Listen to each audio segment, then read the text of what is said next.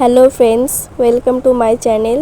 আজকে আমার মা রুই মাছের হালকা মশলা ঝাল রান্না করবে। এই মাছগুলো আমার ভাই পুকুর থেকে ধরে এনেছে। মাছটা ভালোই বড় সাইজ ছিল, মা কেটে সাইজে করে নিয়েছিল রান্না করার জন্য। দেখতে দেখতে আমার মিনিও চলে এসেছিলো। এটা আমাদের বাড়ির সদস্য, যখনই কিছু রান্না হয় ওর প্রিয় জিনিসও দেখতে চলে আসে। আর এদিকে মা জিরে আর হালকা আদা নিয়ে এটাকে শিলনোড়াতে ভালো করে পেস্ট করে নিচ্ছিল। কারণ মিক্সচার মেশিনে না অতটা টেস্ট খেতে হয় না যতটা মা শিলনোড়াতে বেটে করে। তাই মাকে বলেছিলাম তুমি শিলনোড়াতেই রান্না করো বেটে, তো ভালো লাগে খেতে আমার। তা মাছটা মাখানোর জন্য মা হালকা নুন, হালকা হলুদ কিছুটা নিয়ে মা মাখিয়ে নিল মাছটা। তারপরে কড়াইটা বসিয়ে দিয়েছিল গরম করার জন্য। তো যখন হালকা গরম হলো কড়াইটা, তখন মা হালকা তেল দিয়ে দিয়েছিল। এক সাইডে মা আলু ভাজবে, আর এক সাইডে মা মাছটা ভেজে নেবে। তাড়াতাড়ি তাহলে রান্নাটা হয়ে যাবে। আর এদিকে মায়ের বাটাটাও শেষ হয়ে গেছে। এবার বাটাটা শেষ হয়ে গেছে, এটা বাটিটা তুলে নেবে। জিরে আদা দুটো এখানে বাটা হয়ে গেছিলো মায়ের।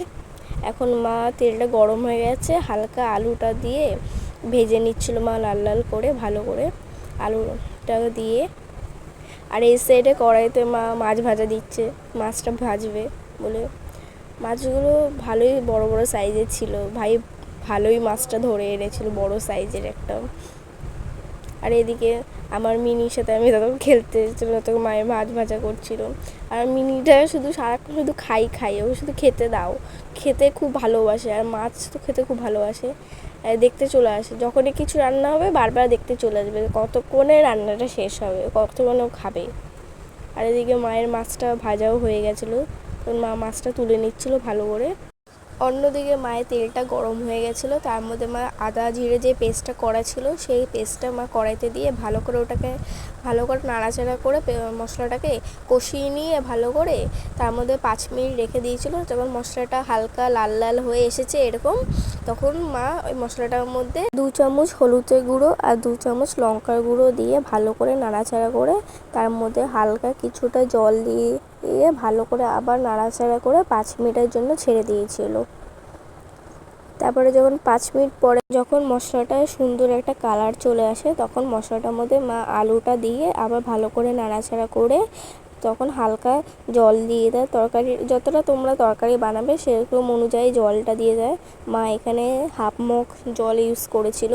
জলটা দেওয়ার পরে কিছুক্ষণের জন্য মা এটাকে 15 থেকে 20 মিনিটের জন্য ছেড়ে দিয়েছিল ভালো করে। যখন 15 থেকে 20 মিনিট পর যখন ভালো করে মশলাটা ভালোভাবে যখন মশলাটা ফুটে উঠেছিল, তখন মাছগুলো যে ভাজা মাছগুলো রাখা ছিল, তখন মা মাছগুলো কড়াইতে একটা একটা করে ছেড়ে দেয়। তখন মাছটা সব ছাড়া হয়ে যায়। তারপরে কিছুক্ষণ পরে তরকারিটা ভালোভাবে ফোটানোর পর মা তরকারিটা নামিয়ে নেয়।